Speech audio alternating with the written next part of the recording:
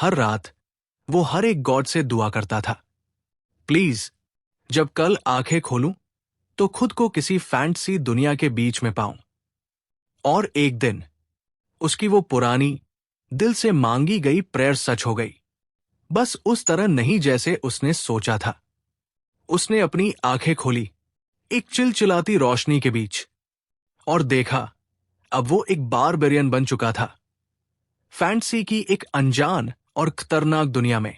कहानी की शुरुआत में कहा जाता है कि व्हाइट स्नोफील्ड दुनिया का सेंटर है और यहां पे टेरिफाइंग मॉन्स्टर रहते हैं जो इसके वास्ट स्नोज में बसे हुए हैं। इन मॉन्स्टर्स में एक जाइंट व्हाइट सर्पेंट है जो ग्लेशियर्स को निगल जाता है, एक ह्यूज ग्रे बियर है जो अर्थक्वेक्स लाता है, और एक कर्स्ड रैट है जो समुद्र को करप्ट और पॉल्यूट करता है। लेकिन इन सब हॉरर्स के बावजूद एक एम्परर जो कभी वहां से भाग निकला था, उसने मेंशन किया था कि मॉन्स्टर्स वहां की सबसे डेंजरस चीज नहीं है। व्हाइट स्नोफील्ड के हार्ट में एक आदमी एक फेरोशियस स्कॉर्पियन लाइक मॉन्स्टर का सामना करता है और उससे एक फियर्स बैटल में एंगेज करता है और स्विफ्ट स्ट्राइक्स के साथ उसे एलिमिनेट करने में सक्सेसफुल होता है। बैटल के बाद उसके कंपेनियंस में से एक डिस्डेन के साथ रिमार्क करता है कि जो उसने किया वो एग्जैक्टली वही है जो एक बारबेरियन से एक्सपेक्ट किया जा सकता है, जो हमेशा अपनी इग्नोरेंस को एक बैज ऑफ ऑनर की तरह फ्लॉन्ट करता है। सिल्वरहेड यंग मैन ग्रम्बल करता है कि उसे कितना टाइम इन फूल्स के साथ स्पेंड करना पड़ गया। तब एक लड़की इनोसेंट तरीके से उससे पूछती है कि इग्नोरेंस का क्या मतलब होता है और क्या ये कुछ ऐसा है जो खाया जा सकता है, जो उसे डिस्पेयर में साई करने पे मजबूर करता है और कहता है कि उसे भूल जाने दो। एक और सीन में वो उन्हें स्कोल्ड करता है कि उन्होंने वो फूड क्यों खा लिया जिसे उसने एक्सप्लिसिटली वॉर्न किया था कि अगर खाया तो मर जाओगे। वो अपना एस्टॉनिशमेंट एक्सप्रेस करता है कि कैसे उन्होंने सब कुछ एक हफ्ते से भी कम टाइम में डिवार कर दिया, जिस पर लड़की और बॉल्ड आदमी रिस्पॉन्ड करते हैं कि जो उन्होंने किया वो एक एडमरेबल चैलेंज था और उसके वर्ड्स को प्रेस की तरह लेते हैं। अचानक बॉल्ड आदमी, जिसका नाम ग्रेटा है, बीमार पड़ जाता है, फिर अनकॉन्शियस होकर गिर जाता है और लड़की फ्रैंटिकली उसे जगाने की कोशिश करती है, चिल्लाते हुए।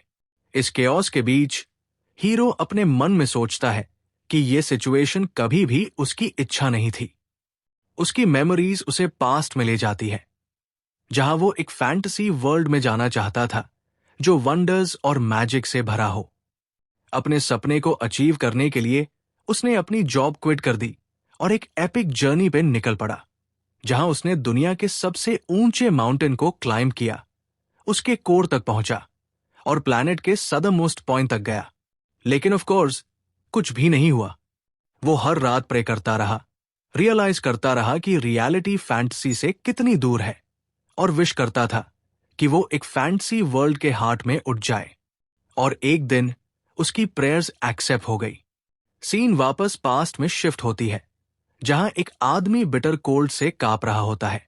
उसका कंपेनियन उसे एडवाइस करता है कि अगर वो फ्रीज नहीं होना चाहता तो और ज्यादा फम में लपेट ले। पता चलता है कि वो एक ग्रुप ऑफ मर्सनरीज का पार्ट है जिसे एक कैप्टन लीड कर रहा है, जिसका टास्क है व्हाइट स्नो फील्ड को क्रॉस करना। उनमें से एक आदमी कंप्लेन करता है कि ये मिशन सुइसाइडल है, चाहे रिवॉर्ड कितना भी टेम्पटिंग क्यों ना हो।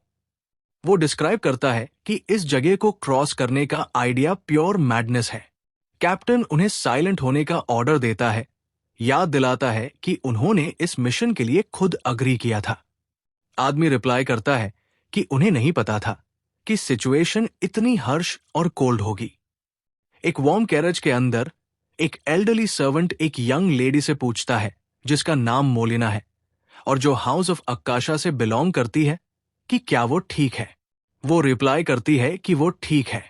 बाहर गार्ड्स की वॉइसेस सुनाई देती है जो डेडली कोल्ड की कंप्लेन कर रहे होते हैं, जिसे सुनकर सर्वेंट उन्हें इंसॉलेंट बास्टर्ड्स कहता है। लेकिन मोलिना उनका डिफेंस करती है, अपने सर्वेंट से कहती है कि वो इतने हर्ष ना हो, क्योंकि वही लोग थे जो उनके जर्नी के दौरान उनकी गार्ड बनने को तैयार हुए थे। उसके बाद मोलिना सजेस्ट करती है कि गार्ड्स को अंदर बुला लेना चाहिए, क्योंकि बाहर क्लियरली एक्सट्रीम फ्रीजिंग हो रहा है। सर्वेंट उसकी रिक्वेस्ट रिफ्यूज करता है। मोलिना को याद दिलाता है कि वो अच्छी तरह जानती है कि इस वाइट स्नो फील्ड में क्या रहता है। मोलिना गेस करती है कि वो मॉन्स्टर्स की बात कर रहा है। सर्वेंट एक कहानी बताने लगता है, एक एम्परर के बारे में जो बहुत पहले जीता था, जिसका सपना था कि वो पूरी दुनिया को कंट्रोल करे और अपने एम्बिशन को अचीव करने के लिए व्हाइट स्नो फील्ड को कॉन्कर करे। एम्परर अपने स्ट्रॉन्गेस्ट फाइटर्स और सोल्जर्स को लेकर स्नो फील्ड में खुद एंटर करता है। कुछ साल बाद उसका एम्पायर कोलैप्स हो जाता है और हिस्ट्री में भूल जाता है, और एम्परर अकेला वापस लौटता है अपने सारे फाइटर्स और सोल्जर्स को खोकर। वो डेकेड्स ओल्डर दिखता है और एक ऐसे आदमी की तरह बोलता है जिसने अपना होश खो चुका हो। मॉन्स्टर्स के एग्जिस्टेंस को कंफर्म करता है स्नोफील्ड में, लेकिन वो ऐड करता है कि वहां सबसे डेंजरस चीज कोई मॉन्स्टर नहीं बल्कि बारबेरियन है। वो इस जगह को एक हेल से कंपेयर करता है जहां से कोई जिंदा वापस नहीं आता। सर्वेंट कहने की कोशिश करता है कि ये सिर्फ एक लेजेंड है, लेकिन मोलिना इंसिस्ट करती है कि एम्परर के वर्ड्स में वेट था, क्योंकि उसने जो क्रीचर्स डिस्क्राइब किए थे उनमें से काफी बाद में डिस्कवर हुए। सर्वेंट स्माइल करता है और ऐड करता है कि इसके बावजूद किसी ने कभी क्लेम नहीं किया कि उन्होंने एक बारबेरियन देखा हो।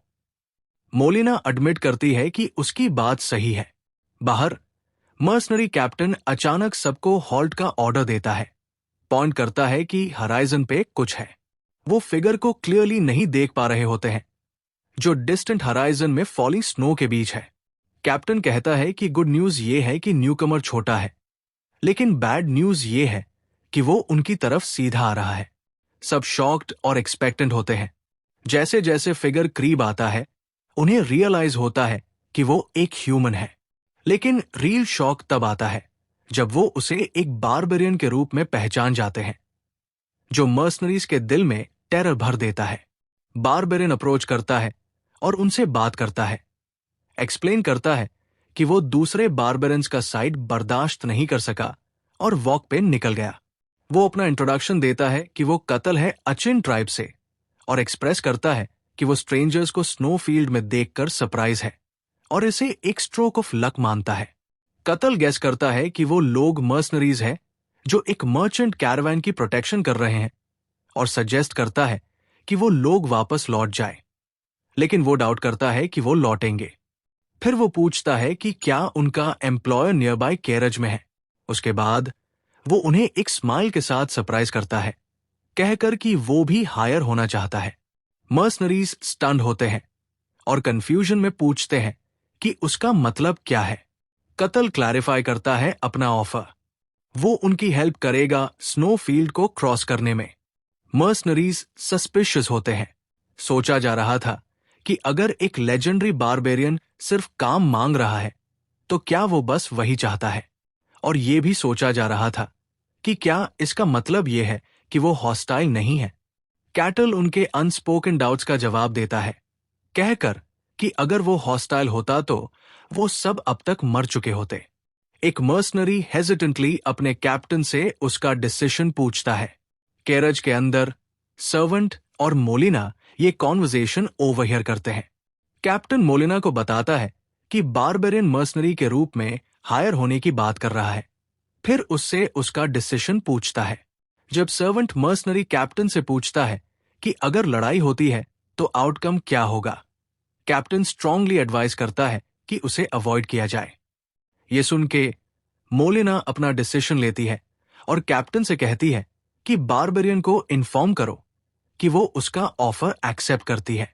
कैप्टन उसके डिसीजन के लिए अपना रिस्पेक्ट अफर्म करता है और बारबेरियन को उनके अग्रीमेंट के बारे में इन्फॉर्म करने जाता है। कैटल ये ग्रेट न्यूज सुन के अपनी खुशी एक्सप्रेस करता है। अचानक कैटल सीधा कैरेज की तरफ बढ़ता है, जो कैप्टन के लिए सरप्राइज और हॉरर होता है। कैटल उससे कहता है कि डरने की जरूरत नहीं है, वो बस एम्प्लॉय है और उससे डायरेक्टली एम्प्लॉयर से बात करनी है। कैप्टन उसे वार्न करता है कि अगर उसने कुछ भी सस्पिशियस किया तो वो उससे डील करने में हिचकिचाएगा नहीं। कैटल साइलेंट रहता है जब एक मर्सनरी एंग्शियसली कैप्टन से पूछता है कि क्या सच में उसे उस लड़की से मिलने देना सही होगा। एक और मर्सनरी सोचता है कि वो लोग उसे गार्ड के रूप में रोक क्यों नहीं लेते, जिसके जवाब में उसका कंपेनियन स्कॉफ करता है कि उसे रोकने का आइडिया ही एक रिडिकुलस जोक है।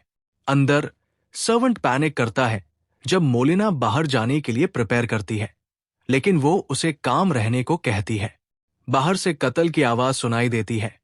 पूछता है कि क्या वो अंदर आ सकता है, जो मोलिना को शॉक करता है। अपने आप को कंपोज करने के बाद वो उसे एंट्री ग्रांट करती है। कैरेज के अंदर कत्ल सर्वेंट से कहता है कि वो होप करता है कि वो अब शांत हो गया हो, और एश्योर करता है कि उसका उन्हें हार्म पहुंचाने का कोई इंटेंशन नहीं है। मोलिना के मन में ये चल रहा होता है कि एक लेजेंडरी बारबेरियन उसके सामने खड़ा है। वो उसे नर्वसली ग्रीट करती है और कैटल कामली ग्रीटिंग रिटर्न करता है। कैटल कैरेज की वार्मथ पे कमेंट करता है, नोट करता है कि स्नोफील्ड में इस लेवल की वार्मथ मेंटेन करना मुश्किल होता है। मोलिना एक्सप्लेन करती है कि वार्मथ मैजिक से आती है, और कैटल सैटिस्फाइड लगता है, जैसे उसने ये एक्सपेक्ट किया था इस वर्ल्ड से।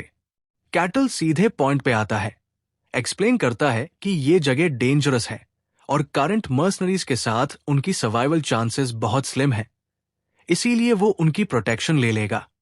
लेकिन वो ऐड करता है कि उसकी एक कंडीशन है। तो मोलिना उससे पूछती है कि वो क्या चाहता है। कैटल अपनी कंडीशन रिवील करता है, स्नोफील्ड के बाहर का नॉलेज, स्पेसिफिकली वो इंफॉर्मेशन जो उसके पास है।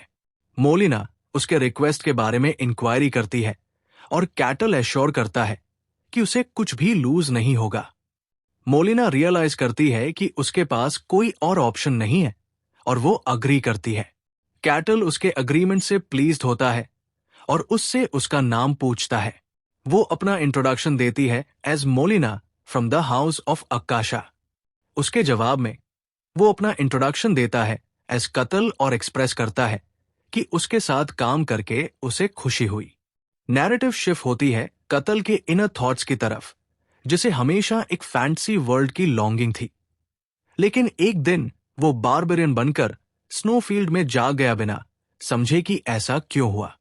उसे याद आता है कि वहां सिर्फ बाइटिंग कोल्ड था और एंडलेस पावरफुल मॉन्स्टर्स, और कि उसने एक ट्राइब लीड किया, सर्वाइवल के लिए स्ट्रगल किया और सब कुछ डिस्पेयर में एंड्योर किया। काउंटलेस सालों तक उसने कंटिन्यूअसली वहां से निकलने की कोशिश की, लेकिन एक अननोन पावर जो एक इनकम्प्लीट क्वेस्ट के रूप में अपीयर होती थी, उसे रोकती थी, क्योंकि वो सिर्फ तभी निकल सकता था जब वो क्वेस्ट कंप्लीट करता, और जब वो गिव अप करने ही वाला था, तभी कभी कभी बाहर की दुनिया के लोग वहां आ जाते थे। हालांकि वो कभी समझ नहीं पाया कि वो लोग खुद से ऐसे टेरेबल जगह में क्यों आते थे। कैटल ने रियलाइज किया कि इस मिजरेबल स्नोफील्ड के बाहर की दुनिया ही वो फैंटेसी और मैजिक की दुनिया है जिसका उसने हमेशा सपना देखा था। उस मोमेंट के बाद उसने सिर्फ सर्वाइवल के लिए नहीं, बल्कि वहां से निकलने के गोल के लिए डिलिजेंटली काम करना शुरू किया। उसे याद आता है कि कैसे उसने मॉन्स्टर्स को क्रश किया और दिए गए क्वेस्ट्स को एक के बाद एक कंप्लीट किया, सिर्फ एक ही थॉट के साथ कि एक दिन वो यहां से निकल जाएगा, क्योंकि वो इस जगह को छोड़ नहीं सकता। आउटसाइडर से मिलने वाली इंफॉर्मेशन उसके लिए एक्सट्रीमली प्रेशियस होती है, लेकिन अब तक जितने भी ह्यूमन से वो मिला, या तो वो पैनिक कर गए और उससे लड़ने की कोशिश की, या फिर पागल हो गए। वो रिफ्लेक्ट करता है कि कितना टाइम बीत गया जब उसने किसी सिविलाइज्ड इंसान से कॉन्वर्सेशन की थी। मोलिना से बात करना उसके लिए एक हीलिंग जैसे फील होता है उस समय के बाद जो उसने अनएजुकेटेड बारबेरियंस के बीच बिताया। सीन वापस प्रेजेंट में रिटर्न करती है, जहां कैटल डिड्यूस करता है कि वो लोग वेपन्स ट्रांसपोर्ट कर रहे हैं। मोलिना उससे सरप्राइज में पूछती है कि उसे कैसे पता चला। वो एक्सप्लेन करता है कि वो कैरेज से शार्प वेपन्स की आवाज सुन सकता है, जो इस बात को ऑब्वियस बना देती है, और फिर उससे पूछता है कि क्या बाहर वॉर चल रहा है।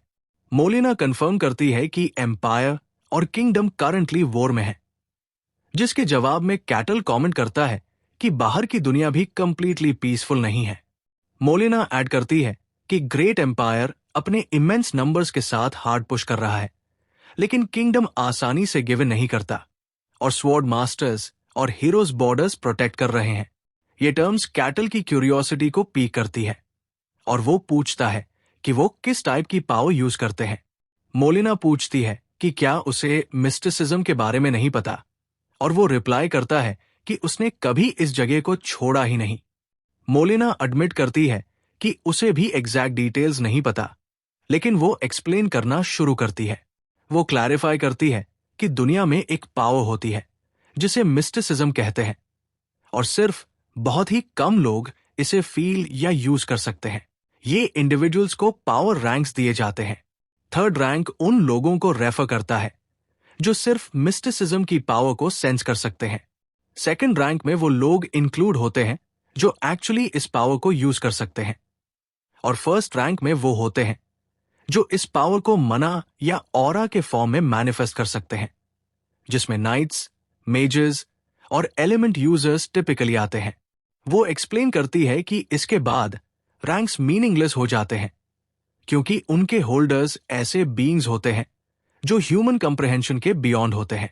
वो डिस्क्राइब करती है ट्रांसेंडेंट रैंक को, ऐसे लोग जो मिस्टिसिज्म को कंट्रोल और फ्रीली यूज कर सकते हैं, जो हेवेंस और अर्थ को स्प्लिट करने के कैपेबल होते हैं, और स्वॉर्ड मास्टर इस रैंक में आता है।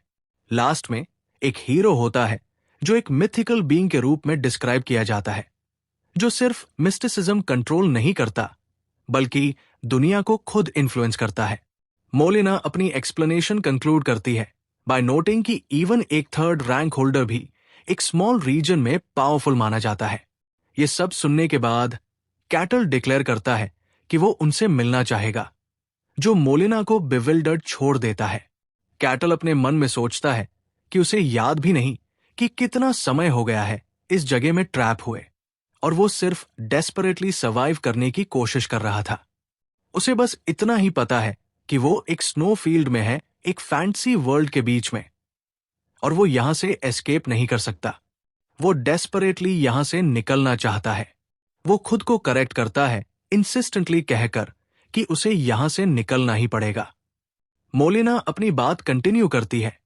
कैटल से पूछती है कि क्या वो वही बारबेरियन है लेजेंड्स में जिसका जिक्र है। वो रिप्लाई करता है कि ऐसा कहा जा सकता है, और वो उसके एक्सप्रेशन से डिड्यूस करता है कि वो उसकी एग्जिस्टेंस के बारे में अवेयर है। वो कंफर्म करती है कि उसके बारे में एक लेजेंड है, जो कैटल को सुनकर सरप्राइज करता है। कैटल हंस पड़ता है जैसे ही उसे रियलाइज होता है कि वो मैडमैन जिससे वो पहले मिला था शायद वही एम्परर था उस लेजेंड से। फिर वो मोलिना को एश्योर करता है कि उसका लेजेंड शायद सच है, क्योंकि ऐसा एक आदमी बहुत समय पहले यहां आया था। कैटल टॉपिक चेंज करता है और सोचता है कि वो इतनी बड़ी क्वांटिटी में वेपन्स इस पर्टिकुलरली डेंजरस स्नो फील्ड के थ्रू क्यों ले जा रहे हैं। जब कैटल उससे पूछता है कि उसकी जर्नी का रीजन क्या है, मोलिना रिप्लाई करती है कि उन्हें बहुत पैसा चाहिए।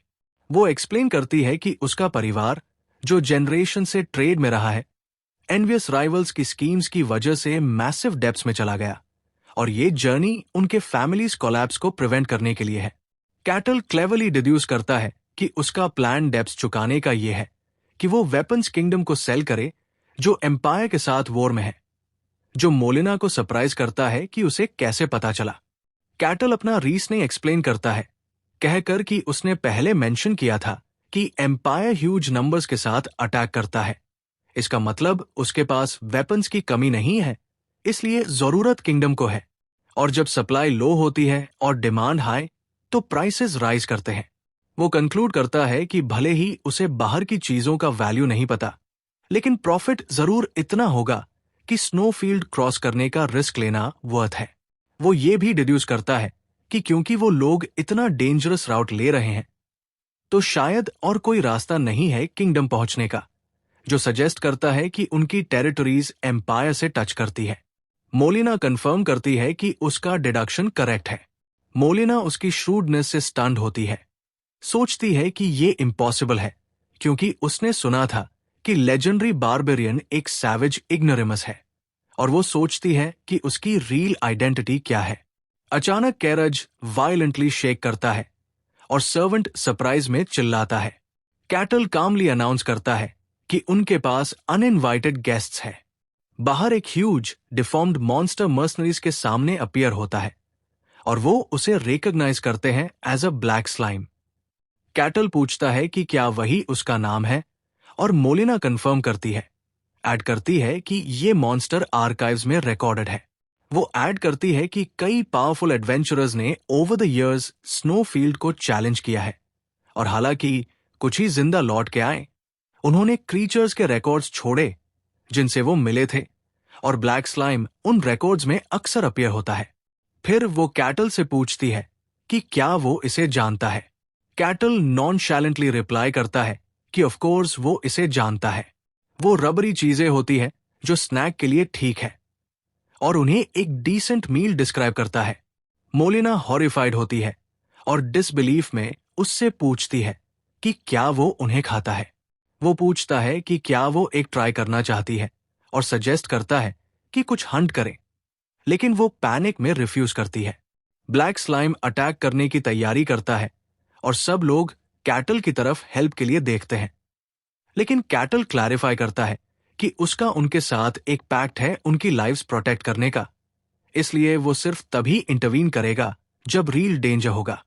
वो कहता है कि वो लोग खुद ही इस चीज को हैंडल कर सकते हैं और सबसे इंपॉर्टेंट बात यह है कि उसे खुद असेस करना है कि आउटसाइड वर्ल्ड की पावर लेवल क्या है। मॉन्स्टर मर्सनरीज पे अटैक करता है और कैप्टन अपने मेन को शील्ड्स रेज करने का ऑर्डर देता है। मर्सनरीज मॉन्स्टर के पावरफुल अटैक्स के अगेंस्ट स्ट्रगल करते हैं। उनमें से एक जंप करता है और मॉन्स्टर को फिनिश करने की कोशिश करता है, लेकिन वो इंसेक्ट की तरह उछलकर फेंक दिया जाता है, जिससे वो मॉन्स्टर की स्ट्रेंथ को कर्ज करता है।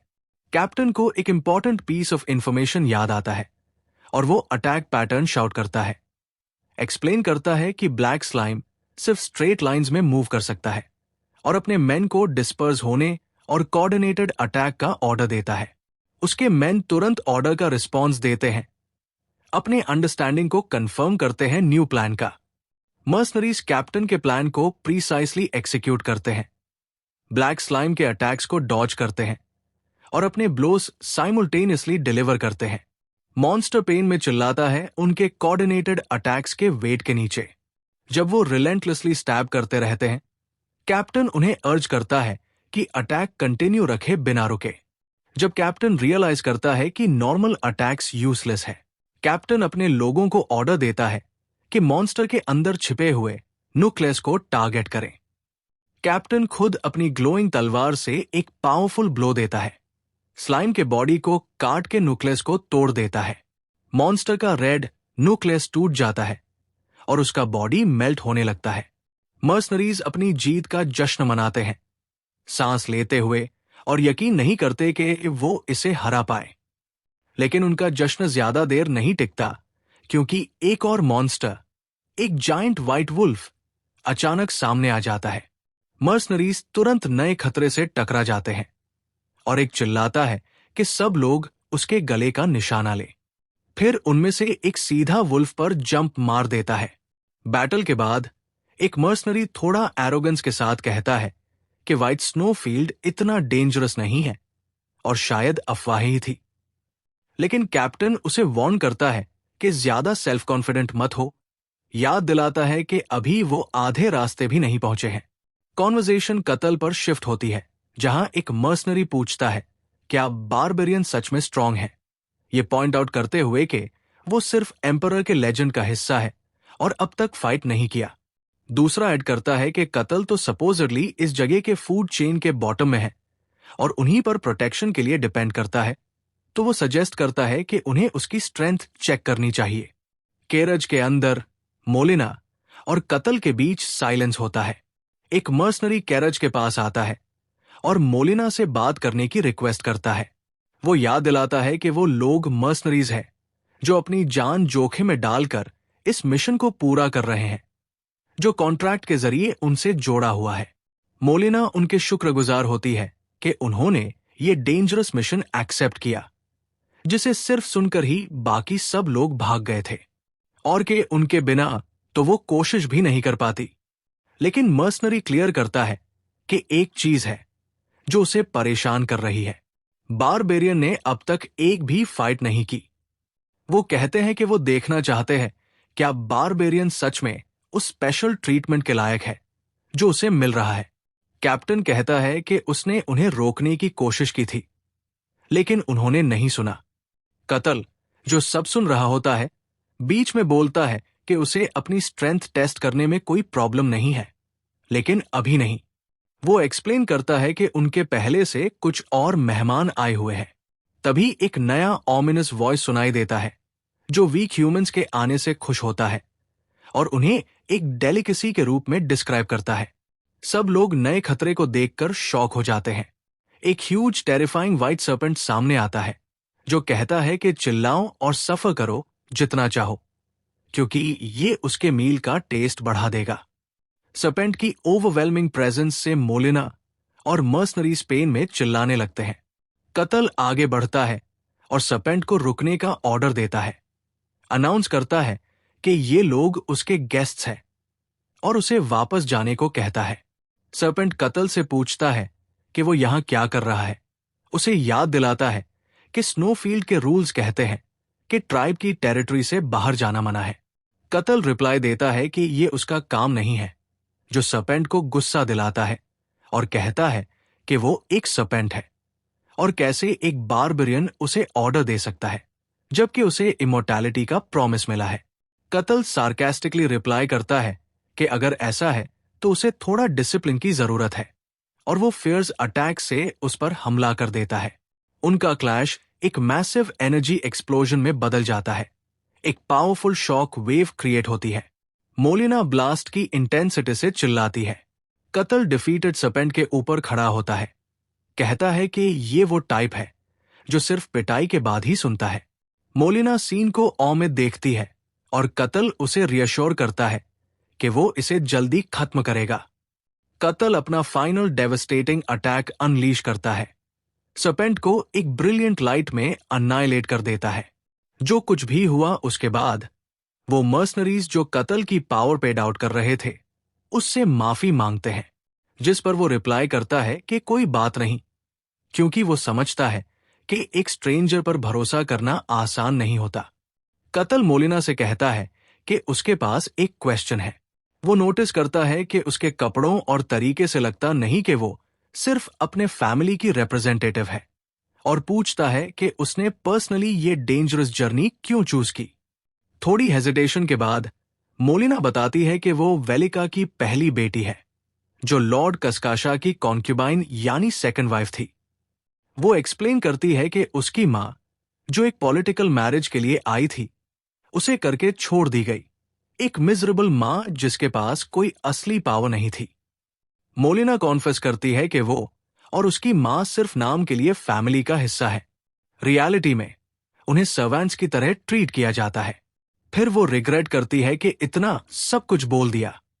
वो कंफर्म करती है कि उसने खुद वॉलंटियर किया इस डेंजरस जर्नी के लिए, कि कोई तो एग्जाम्पल सेट करे। कतल कहता है कि वो समझ गया और उसे स्मार्ट, ग्रीडी और हाईली एम्बिशियस डिस्क्राइब करता है। तभी स्नोफील्ड का एग्जिट सामने आ जाता है। मर्सनरीज इस सीन को देख के सरप्राइज हो जाते हैं। ग्रीन ग्रास देखकर पता चलता है कि उनकी स्नो वाली जर्नी का एंड आ गया है। मोलिना कतल का शुक्रिया अदा करती है और कतल कहता है कि अब वो एम्पायर के थ्रू वापस जा सकते हैं, क्योंकि वेपन्स बेचने के बाद सब आसान हो जाएगा। मोलिना उससे पूछती है कि उसने उसे स्मार्ट और एम्बिशियस कहकर क्या मतलब निकाला था। कतल कंफर्म करता है कि उसका मतलब वही था जो उसने बोला। वो बताता है कि उसका वंस रिस्पेक्टेड फैमिली अब फंड के लैक की वजह से टर्मोइल में है, और कि जबकि वो कॉन्क्यूबाइन की बेटी है, लेकिन अगर वो पर्सनली एक्शन ले और फैमिली के कोलैप्स के टाइम पे सैल्वेशन का पाथ कार्व करे, तो लोग किस पर भरोसा करेंगे और किसको फॉलो करेंगे। वो कंक्लूड करता है कि उसका रील गोल है फैमिली में रील पावर हासिल करना। फिर पूछता है कि क्या उसका अजम्पशन गलत है, और मोलिना एडमिट करती है कि उसका आंसर बिल्कुल परफेक्ट था। कतल कमेंट करता है कि ये एक कॉमन स्टोरी है कि एक कॉन्क्यूबाइन का बच्चा डेंजरस चैलेंज लेता है ताकि फैमिली इनहेरिट कर सके। मोलिना सोचती है कि ये बारबेरियन तो इंटेलिजेंट है, उन हाफ बेक्ड इंटेलेक्चुअल से अलग जो उसने मिल चुके हैं, और वो इमेजिन करती है कि अगर उसका पावर, जिसने व्हाइट सर्पेंट को बिना स्क्रैच के हरा दिया, उसका हो जाए तो क्या हो। इसी के तहत वो कतल को ऑफर करती है कि अगर कभी वो स्नोफील्ड से बाहर आने का सोचे तो उसके साथ चले। कतल अभी के लिए ऑफर डिक्लाइन करता है, कहता है कि उसके पास अभी कुछ और मैटर्स पेंडिंग है। तो मोलिना उससे अपने ज्वेलरी का एक टुकड़ा देती है। वो कहती है कि अगर वो कभी बाहर आए और अक्काशा फैमिली को ढूंढे तो ये दिखाए। कतल खुशी से गिफ्ट एक्सेप्ट करता है। दोनों अलविदा कहते हैं, जहां मोलिना उसे थैंक्स बोलती है और दुआ करती है कि वो फिर मिले। कतल केरज को दूर जाते हुए देखता है। 5 साल बाद व्हाइट स्नोफील्ड में एक मैसेज अपीयर होता है जिसमें लिखा होता है कि कतल ने क्वेस्ट नंबर 1784 कंप्लीट कर लिया है और सारी कंडीशंस फुलफिल हो चुकी है। एक और मैसेज आता है जो बताता है कि अब वो स्नोफील्ड से बाहर जा सकता है और वो एक शिमरिंग बैरियर के पार निकलना शुरू करता है। कतल सोचता है कि ये उसका पहला कदम है उस फैंसी वर्ल्ड में जिसके लिए वो हमेशा तरसता था। वो ग्रास, एनिमल्स और रिवर की वो स्मेल एंजॉय करता है जो उसने स्नोफील्ड में कभी फील नहीं की थी। वो अपनी खुशी एक्सप्रेस करता है इन नए स्मेल्स के साथ। पूरे तरीके से सैटिस्फाइड फील करते हुए वो दूर स्नोफील्ड की तरफ चिल्लाता है, वादा करते हुए कि वो कभी वापस नहीं आएगा। वो रिफ्लेक्ट करता है कि उसने फाइनली उस दुनिया तक पहुंच ही लिया जिसका सपना वो हमेशा देखता था। वो फैंटेसी और मिस्ट्री से भरी दुनिया जिसे वो कभी हासिल नहीं कर पाएगा, ऐसा सोचता था। और कि चाहे उसका स्टार्टिंग पॉइंट गलत था, लेकिन वो जिंदा बच गया। वो अनाउंस करता है कि अब वो इस दुनिया को पूरे तरीके से एंजॉय करेगा, ड्रैगन्स, एल्व्स, मैजिक और सोर्ड्स के साथ। उसे लगता है कि उसका इंटेंस डिजायर ही था फैंटेसी वर्ल्ड तक पहुंचने का, जिसने उसे उस हेल में जिंदा रखा। तभी उसे नियर बाय कुछ बीइंग्स का गैदरिंग महसूस होता है। उसे लगता है कि वो कोई विलेज है और वो एक्साइटेड होता है फाइनली एक सिविलाइज्ड टाउन देखने के लिए। उसे वो इग्नोरेंट बारबेरियंस याद आते हैं जिनके साथ वो रहा था, जो शेल्टर की इंपॉर्टेंस नहीं समझते थे, और उसे एक अच्छे से डिजाइन की गई ह्यूमन सेटलमेंट के लिए स्ट्रॉन्ग नॉस्टैल्जिया फील होता है। जब वो सोचता है कि कैसे पोलाइटली अपना इंट्रोडक्शन दे, तभी उसे एक आवाज सुनाई देती है। आवाज एल्फ विलेजर्स को एड्रेस करती है और कहती है कि ये जगह अब उनका नया घर बनेगा। वो देखता है एक ग्रुप ऑफ एल्व्स को जो अपना सामान उतार रहे हैं और नए घर के लिए सेलिब्रेट कर रहे हैं। एक यंग एल्फ एंग्शियसली एक एल्डर से पूछता है कि क्या ये जगह वाकई सेफ है, और एल्डर उसे एश्योर करता है कि हाँ, लेकिन वो यंग लड़का फिर भी वरीड फील करता है, चाहे एरिया ह्यूमंस के लिए रिमोट और इनएक्सेसिबल है। वो अपनी कंसर्न एक्सप्रेस करता है स्नोफील्ड की प्रॉक्सिमिटी को लेकर, और एल्डर समझ जाता है कि उसे मॉन्स्टर्स के अपीयरेंस का डर है। एल्डर उसे रियश्योर करता है और कहता है कि हजारों सालों से स्नोफील्ड से कुछ भी बाहर नहीं आया है और उन्होंने एक बैरियर भी सेट किया है एज प्रिकॉशन। वो एक्सप्लेन करता है कि उन्होंने एक मैजिकल कंसीलमेंट बैरियर लगाया है जो एंशिएंट एल्वन मैजिक पे बेस्ड है, जो जगह को एक ऑर्डिनरी फॉरेस्ट बनाता है, और जब तक बैरियर जिंदा है कोई आउटसाइडर उन तक नहीं पहुंच सकता। वो ये भी ऐड करता है कि अगर मॉन्स्टर्स आ भी गए तो उनके पास उनकी रानी है जिसे स्नोफील्ड के मॉन्स्टर्स भी छू नहीं सकते। बिल्कुल उसी मोमेंट कतल फील करता है कि उसने कुछ फाड़ा है जब वो चल रहा होता है, बिना जाने कि उसने अभी अभी वो बैरियर तोड़ दिया है। जब कतल फॉरेस्ट के थ्रू वॉक कर रहा होता है तो वो सोचता है कि और कितना दूर चलना पड़ेगा। अचानक से वो एक लॉस्ट लिटिल एल्फ गर्ल से टकराता है। वो ओवरजॉयड होता है एक रियल एल्फ देखकर, एक फैंटेसी रेस जिसे उसने हमेशा इमेजिन किया था, और सोचता है कि अब तक का उसका सर्वाइवल सच में वर्थ था। वो छोटी लड़की रो रही थी और डर गई थी क्योंकि उसे समझ आ गया था कि वो ज्यादा दूर आ गई है और रास्ते से भटक गई है। कतल उसके पास आता है और हेलो कहता है, लेकिन लड़की उसके अपीयरेंस से पैनिक कर जाती है और फेंट हो जाती है। तो कतल उसे पकड़ लेता है। उसे समझ नहीं आता कि क्या करे जब लड़की फेंट हो गई बिना बात किए, और डिसाइड करता है कि उसे उसके विलेज ले जाएगा। उसे याद आता है कि एल्व्स लेजेंड्स में एक पीसफुल और बेनेवोलेंट रेस होते हैं, और वो होप करता है कि अगर वो चाइल्ड को रिटर्न करेगा तो वो उसे वेलकम करेंगे और वो उनकी हॉस्पिटैलिटी एक्सपीरियंस करेगा। वो इस एक्सपीरियंस के लिए बहुत एक्साइटेड था। जब वो विलेज पहुंचता है, चाइल्ड को उठाए हुए एक औरत, जो शायद उसकी मां होती है, डर से चीखती है अपनी बेटी के लिए।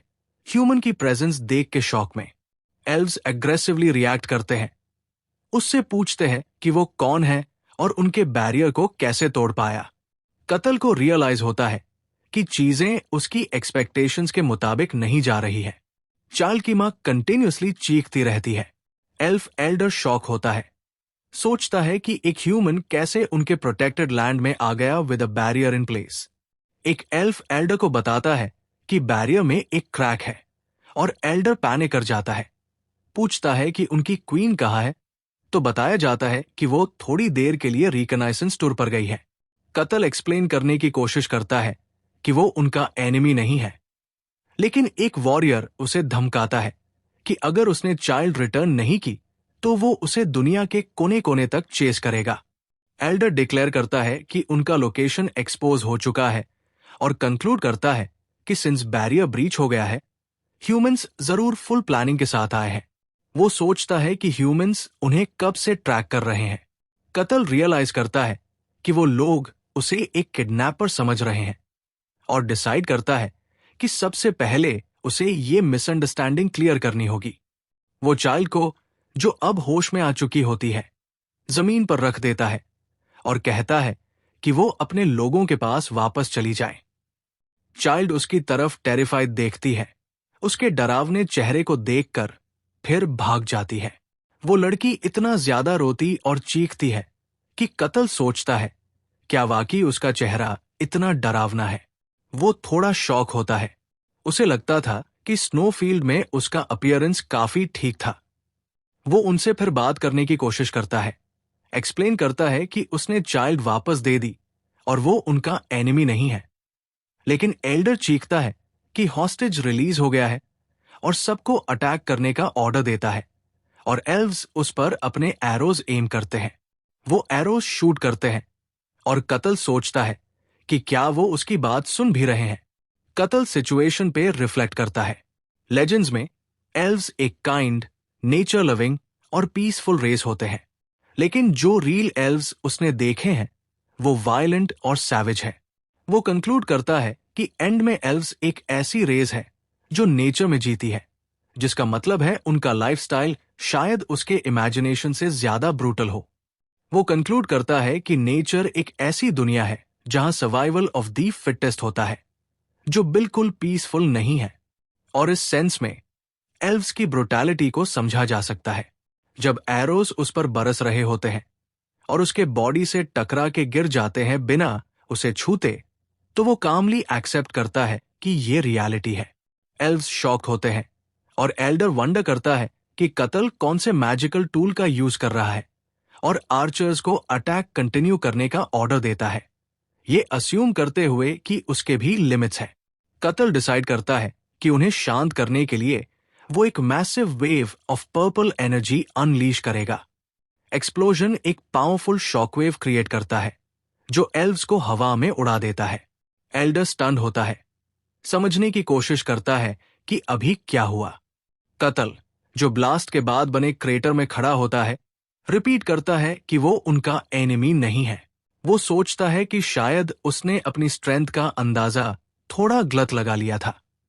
उसी मोमेंट कतल पे एक और एरो से अटैक होता है, जो एक फीनिक्स लाइक फायरी ऑरा से सराउंडेड होता है, और वो अटैक एक पावरफुल फायरी एक्सप्लोजन क्रिएट करता है। ये अटैक एल्फ क्वीन मैरिया हशन कुसिया ने लॉन्च किया था, और वो पूछती है कि यहां क्या हो रहा है। एल्डर उसे बताता है कि एक ह्यूमन ने उन पर अटैक किया है। क्वीन कंक्लूड करती है कि जिसका उसे डर था वही हो गया है और ये जगह अब सेफ नहीं रही।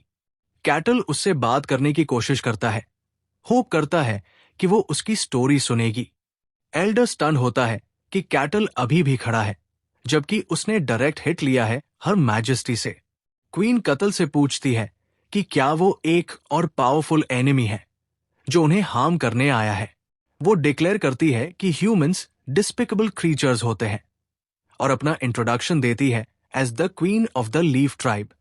वो एक ग्लोइंग एरो उस पे एम करती है और वाव करती है कि उसे उनकी तरफ चाह रखने का भारी दाम चुकाना पड़ेगा। कत्ल फ्रस्ट्रेटेड फील करता है, सोचता है कि जब लैंग्वेज सैम है तो बात क्यों नहीं हो सकती, और क्या वो उसे इग्नोर कर रही है या फिर ह्यूमंस और एल्व्स के रिलेशंस वाकई इतने खराब है। वो डिसाइड करता है कि फोर्स यूज करना अनअवॉइडेबल है। उसे वो लेसन याद आता है जो उसने स्नोफील्ड में सीखा था। अगर वो नहीं सुनते तो तब तक मारो जब तक सुनने न लगे। क्वीन अपना मैजिकल एरो रिलीज करती है। एरो ट्रांसफॉर्म हो जाता है एक मैसिव स्पेक्ट्रल ड्रैगन हेड में और कत्ल की तरफ बढ़ता है। कत्ल काउंटर अटैक के लिए प्रिपेयर करता है, अपने फिस्ट में एनर्जी गैदर करता है। वो स्पेक्ट्रल ड्रैगन को अपने पंच से मारता है जिससे एक मैसिव एक्सप्लोजन होता है। क्वीन रिजल्ट देख के शॉक होती है। कत्ल अपने फिस्ट की तरफ देखता है और रिग्रेट के साथ कमेंट करता है, जैसे उसे लगता है कि उसने अपनी पावर ज्यादा यूज कर दी। क्वीन पीछे गिर जाती है। क्वीन ग्राउंड पे गिरती है, डिफीटेड। कत्ल सोचता है कि शायद उसे अपनी पावर कंट्रोल करनी चाहिए थी। क्वीन इस ब्रीफ क्लैश से रियलाइज करती है कि उसका अपोनेंट स्ट्रांग है, कम से कम एक ट्रांसेंडेंट लेवल का, और सोचती है कि ऐसा पावरफुल कोई यहां क्यों आया है। एल्फ क्वीन कत्ल की पावर को रिकॉग्नाइज करती है और अपने लोगों को तुरंत एरिया छोड़ने का ऑर्डर देती है फॉर देयर सेफ्टी। एल्व्स उसके कमांड पे विद्रॉ करते हैं। क्वीन कत्ल से कहती है कि वो उसकी स्ट्रेंथ को एक्नॉलेज करती है, लेकिन एश्योर करती है कि वो कभी अपना गोल अचीव नहीं करेगा। कत्ल सोचता है कि सिचुएशन एक कंप्लीट डिजास्टर बन चुकी है, जबकि उसका सिर्फ ये मानना था कि उनसे बात करे। क्वीन एक पावरफुल स्पेल चांट करना स्टार्ट करती है और एक हॉर्न्ड बीइंग को समन करती है जो प्योरेस्ट फ्लेम कैरी करता है। वो एक ग्रेट स्पिरिट समन करती है in the form of a flaming bull named वगो। कत्ल एक्साइटेड फील करता है, सोचता है कि स्नोफील्ड में जो क्रीचर्स थे वो टेरिफाइंग और स्ट्रेंज थे, लेकिन ये एक रियल समनिंग है। उसे याद आता है कि स्नोफील्ड में कुछ क्रीचर्स फैंटेसी लाइक दिखते थे, लेकिन मोस्टली वो हिडियस थे। लेकिन ये क्रीचर उसके सामने, एक bull with flaming horns, completely different है। वो एक्साइटेडली सोचता है कि ये एक ट्रू स्पिरिट है और ये है ट्रू फैंटेसी। क्वीन वगो को ऑर्डर देती है कि एनिमी को एलिमिनेट करो, लेकिन हाई फायर स्पिरिट मटर्स करता है कि समनिंग कॉन्ट्रैक्ट्स सिर्फ न्यूजेंस और हैसल होते हैं। क्वीन उससे चुप रहने के लिए कहती है। वो सोचती है कि पावरफुल स्पिरिट्स यूजुअली ओल्ड और एरोगेंट होते हैं और कि वो ये कॉन्ट्रैक्ट बिना दूसरी ट्राइब की हेल्प के कभी कंप्लीट नहीं कर पाती। उसने कभी एक्सपेक्ट नहीं किया था कि उसे इस तरीके से उसे समन करना पड़ेगा। वो दोबारा वगो को ऑर्डर देती है कि अपना कॉन्ट्रैक्ट फुलफिल करो। वगो पूछता है कि क्या कॉन्ट्रैक्ट ये कहता है कि उस ह्यूमन को मारना है जो उसके सामने खड़ा है, लेकिन वो अचानक हेजिटेट करता है जब वो कत्ल में कुछ स्ट्रेंज नोटिस करता है। वो कत्ल के इंटिमिडेटिंग ऑरा को देखता है और वंडर करता है कि क्या वो वाकई ह्यूमन है। तभी कत्ल अभी भी एक डेज में होता है फैंटेसी सीन की स्प्लेंडर देख के, लेकिन फिर रियलाइजेशन होती है डिसअपॉइंटमेंट के साथ कि जिसे मारना है वो खुद ही है।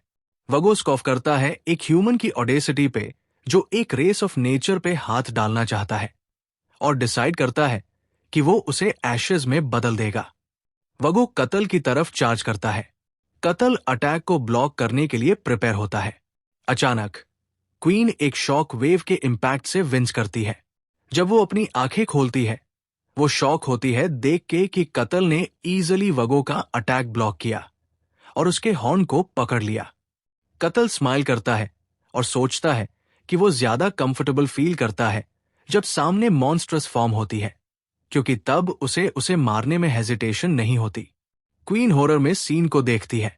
कत्ल एक डेवस्टेटिंग अटैक अनलीश करता है जो एक मैसिव एक्सप्लोजन कॉज करता है।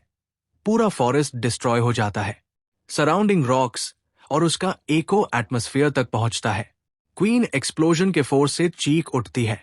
ग्रीन फॉरेस्ट एक ह्यूज क्रेटर में बदल जाता है और क्वीन डिसबिलीफ में देखती है कि क्या हो गया। कत्ल क्रेटर के मिडल में डिफीटेड क्वीन की तरफ चलता है और उसके पास आता है। डिफीटेड एल्फ क्वीन उससे बेग करती है कि कम से कम उसके लोगों को बचा ले। कत्ल कामली उससे एश्योर करता है कि वो उनका एनिमी नहीं है। क्वीन शॉक्ड होती है, अनेबल टू स्पीक। काफी लंबी बातचीत के बाद एल्व्स फाइनली एक्सेप्ट करते हैं कि वो उनका एनिमी नहीं था। क्वीन कैटल से फॉर्मल अपॉलॉजी ऑफर करती है, एडमिट करती है कि उन्होंने उसके ऊपर जजमेंट बहुत जल्दी कर ली। उसे डीप रिग्रेट होता है, रियलाइज करती है कि वो कितने रूड थे जब उन्होंने एक चाइल्ड को वापस लाने वाले इंसान को एनिमी समझा। कत्ल उससे कहता है कि वो उनकी पोजीशन समझता है, स्पेशली जब वो ह्यूमंस के हाथों अपने घरों से ड्राइव आउट हुए थे। लेकिन वो एडमिट करता है कि उसे दुख हुआ कि किसी ने उसकी बात नहीं सुनी। क्वीन दोबारा कंफर्म करती है कि क्या वो उन ह्यूमंस में से नहीं था जो उनका पीछा कर रहे थे, और कत्ल एक्सप्लेन करता है कि ये पहली बार है जब उसने एक एल्फ देखा है, क्योंकि व्हाइट स्नोफील्ड में कोई एल्फ नहीं है। क्वीन स्नोफील्ड का जिक्र सुन के शॉक होती है और उसे एशन बारबेरियन के नाम से रिकॉग्नाइज करती है, और कत्ल कंफर्म करता है कि स्ट्रेंजर्स उसे इसी नाम से बुलाते हैं। क्वीन डिसबिलीफ एक्सप्रेस करती है, सोचती है कि ह्यूमंस के लिए वहां सर्वाइव करना इम्पॉसिबल था। वो उससे वरीडली पूछती है कि क्या उसका वहां से आना मतलब है कि और लोग भी आ सकते हैं। कत्ल आंसर करता है कि वो श्योर नहीं है, लेकिन उसे नहीं लगता कि कोई और उसी तरीके से बाहर आ पाएगा। वो एक्सप्लेन करता है कि स्नोफील्ड में कुछ रूल्स हैं जो इवन पावरफुल बीइंग्स जैसे कि ड्रैगन्स भी ब्रेक नहीं कर सकते, और किसी वजह से सिर्फ वही एक एस्केप कर पाया through something called a quest, और उसे लगता है कि उसका केस एक रेयर एक्सेप्शन था। क्वीन रिलीव्ड फील करती है। फिर कत्ल उससे उसके समन्ड क्रीचर की स्टेट के बारे में पूछता है। वो ब्लंटली उसे याद दिलाता है कि वो बुल 2 टुकड़ों में स्प्लिट हो चुका था। क्वीन उससे तसल्ली देती है कि चिंता करने की कोई जरूरत नहीं है, क्योंकि स्पिरिट्स प्रकृति के तत्व होते हैं और वो बस स्पिरिट वर्ल्ड में वापस चला गया है। अपने व्यवहार के लिए शर्मिंदा होकर वो पूछती है कि क्या कत्ल कुछ चाहता है, और वादा करती है कि वो उसकी इच्छा पूरी करेगी। कत्ल स्पिरिट के कॉन्सेप्ट के बारे में सोचता है और पूछता है कि क्या नॉन फिंग्स एक स्पिरिट के साथ कॉन्ट्रैक्ट कर सकते हैं। पहले तो क्वीन कहती है कि ये नामुमकिन है, लेकिन फिर सोचकर कहती है कि कुछ ह्यूमंस जो प्रकृति के करीब होते हैं वो स्पिरिट्स के साथ पैक्ट कर सकते हैं। थोड़ी देर सोचने के बाद वो कहती है कि अगर कत्ल किसी स्पिरिट से कॉन्ट्रैक्ट करना चाहता है तो उसे एलोडो जाना चाहिए। वो समझाती है कि ये जगह सभी एल्व्स के लिए एक पवित्र भूमि है जहां उनका भगवान रहता है, और शायद वहां उसकी इच्छा पूरी हो सकती है। कत्ल पूछता है कि क्या एक इंसान जैसे उसके लिए वहां जाना पॉसिबल है। क्वीन कहती है कि हो सकता है उसकी रिकमेंडेशन के साथ, और शर्तें रखती है कि वो इस जगह का राज किसी से नहीं बताएगा। क्वीन के मन में ये सोच चलती है कि एलो सग्रद हर उस व्यक्ति का सपना होता है जो एल्व्स का अध्ययन करता है।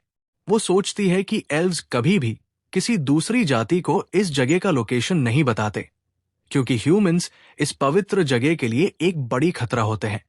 फिर भी वो कत्ल पर भरोसा करती है और उसे एक चमकता हुआ क्रिस्टल देती है। कत्ल उसे शुक्रिया के साथ एक्सेप्ट करता है। क्वीन बताती है कि चाहे वो उस एरिया तक पहुंच भी जाए, उनका भगवान उसे जरूर टेस्ट करेगा। लेकिन वो यकीन जताती है कि कत्ल सफल होगा और उसे एक सुरक्षित यात्रा की शुभकामना देती है। कत्ल उसे धन्यवाद कहता है। क्वीन अपना परिचय देती है, मैरिया हशन कुसिया, लीफ ट्राइब की क्वीन, और उसका नाम पूछती है। कत्ल अपना परिचय देता है, कत्ल द बारबेरियन। थोड़े समय बाद कत्ल जंगल से तेज रफ्तार में निकलता है। बरको टेरिटरी के बॉर्डर पर, जो गहनट्रा किंगडम में है, गार्ड्स एक जोरदार शोर और एक प्रचंड पावर को महसूस करके घबरा जाते हैं। गार्ड कैप्टन तुरंत घंटी बजाने का आदेश देता है और सभी गार्ड्स को तुरंत इकट्ठा होने के लिए बोलता है। कत्ल अचानक वहां लैंड करता है। उसके लैंडिंग से धरती कांप उठती है और धूल मिट्टी उड़ जाती है। गार्ड कैप्टन उसके अचानक आने से हैरान रह जाता है। कत्ल उनसे पूछता है कि क्या वो गार्ड्स हैं। गार्ड्स घबरा जाते हैं और कॉशियस हो जाते हैं। वो सोच रहे होते हैं कि क्या यही शोर का कारण है और क्या ये कोई एनिमी है। एक गार्ड कत्ल के ग्रे बालों और उसके छाती के घाव को देखकर शॉक में आ जाता है और सोचता है कि कहीं ये वही लेजेंडरी एशन बारबेरियन तो नहीं है। जैसे ही कत्ल उनके पास आता है, गार्ड्स अपने हथियार उठा लेते हैं और उसे वार्न करते हैं कि आगे ना आए, वरना वो अटैक करेंगे। कत्ल शांत तरीके से कहता है कि वो उनका दुश्मन नहीं है और उम्मीद करता है कि वो शांत हो जाए। एक गार्ड घबराहट में पूछता है कि उसे क्या चाहिए। कत्ल एक दिशा की तरफ उंगली उठाता है। गार्ड पूछता है कि क्या वो सिटी गेट की तरफ इशारा कर रहा है। कत्ल अपनी इच्छा व्यक्त करता है कि वो उनकी टेरिटरी में जाना चाहता है। गार्ड्स उसकी बात से चौंक जाते हैं। सीन शिफ्ट होती है एक रूम में जहां गार्ड कैप्टन कत्ल से पूछता है कि क्या उसका मकसद सिर्फ टेरिटरी से गुजरने का है। कत्ल कहता है कि अगर हो सके तो वो थोड़ी देर रुकना चाहेगा, लेकिन उसे नहीं पता कि कितनी देर तक। कैप्टन उसका नाम पूछता है। कत्ल कहता है कत्ल। कैप्टन उससे कोई आइडेंटिटी प्रूफ या कोई पहचानने वाले का नाम मांगता है। कत्ल कहता है कि उसके पास ऐसा कुछ भी नहीं है। तब उसे याद आता है मोलिना का दिया हुआ क्रेस्ट, जिसे दिखाने को कहा गया था अगर वो स्नोफील्ड से कभी बाहर निकले। कत्ल क्रेस्ट दिखाता है और पूछता है कि क्या ये काफी है। कत्ल बताता है कि ये अक्काशा फैमिली का क्रेस्ट है और उसने ये एक डिसेंडेंट से लिया था। कैप्टन अकाशा नाम को पहचानता है, जो डिनियन किंगडम के एक मर्चेंट फैमिली का नाम है।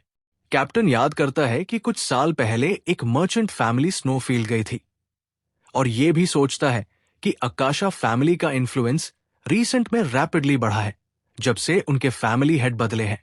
कत्ल फिर से पूछता है कि क्या ये क्रेस्ट उसकी आइडेंटिटी के लिए काफी है। कैप्टन कहता है कि ये झूठा तो नहीं लगता, लेकिन उनके किंगडम का नहीं होने की वजह से कंफर्म करना मुश्किल है। फिर भी कैप्टन कहता है कि ये क्रेस्ट यूजफुल है और कत्ल को एंट्री अलाउ करता है, लेकिन एक शर्त पर।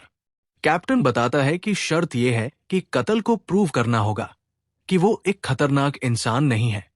कैप्टन बताता है कि ऐसे ही 3 और लोग हैं जिनकी आइडेंटिटी कंफर्म नहीं है, जो टेरिटरी में घुसने की कोशिश कर रहे हैं। शर्त यह है कि कत्ल को उन 3 लोगों के साथ मिलकर एक पास के डंजन को क्लियर करना होगा, ताकि ये साबित हो सके कि वो कोई थ्रेट नहीं है। कत्ल को लगता है कि ये कंडीशन उसकी सोच से ज्यादा आसान है। वो मान जाता है, लेकिन कैप्टन एक और शर्त जोड़ता है। दूसरी कंडीशन ये है कि डंजन क्लियर करने के बाद कत्ल को पूरी ऑपरेशन की रिपोर्ट उन्हें देनी होगी। कत्ल समझ जाता है कि कैप्टन ने चतुराई से प्लान बनाया है, ताकि एक दूसरे को ऑब्जर्व करके उनके रिपोर्ट से कोई सस्पिशियस व्यक्ति पकड़ा जा सके। कैप्टन थोड़ा घबराता है और सब्जेक्ट बदलकर पूछता है कि क्या कत्ल वाकई एक बारबेरियन है। कत्ल कहता है हाँ, वो एक बारबेरियन ही है। कैप्टन हैरानी व्यक्त करता है, कहता है कि उसने कभी ऐसा बारबेरियन नहीं देखा और सोचता था कि बारबेरियन लोग तो एक जाहिल जाति होते हैं। फिर वो बातचीत खत्म करता है और कहता है कि अब कत्ल निकल पड़े। सीन शिफ्ट होती है एक वेटिंग रूम में जहां एक आदमी एलियांड्रो टायरनेस, जो खुद को एक होली नाइट बताता है, गुस्सा करता है कि उसे एक ऐसे आदमी के साथ डंजन में जाना पड़ेगा जो दूसरों का फायदा उठाता है।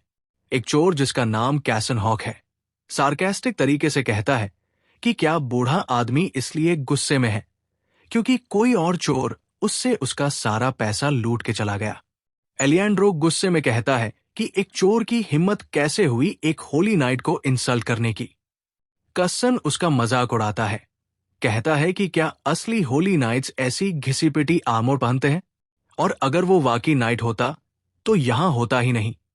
वो कहता है कि एलियांड्रो सिर्फ एक भटकता हुआ वॉरियर है और दोनों एक जैसे कीड़े ही हैं। एलियांड्रो गुस्से में फट पड़ता है और लड़ने की धमकी देता है। कसन उसे स्कॉफ करता है, कहता है कि क्या वो समझता है कि उसकी पुरानी आर्मोर उसे बचाएगी। तीसरी टीम मेंबर, एक प्रीस्टेस, बीच में आती है और उन्हें रुकने को कहती है। प्रीस्टेस, जो कूशिया से है, चिंता व्यक्त करती है कि उसे इन लोगों के साथ एक डंजन क्लियर करना पड़ेगा। गार्ड कैप्टन अंदर आता है और बताता है कि डंजन में प्रवेश करने के लिए न्यूनतम 4 लोग चाहिए और कोई एक और उनके साथ जुड़ने वाला है।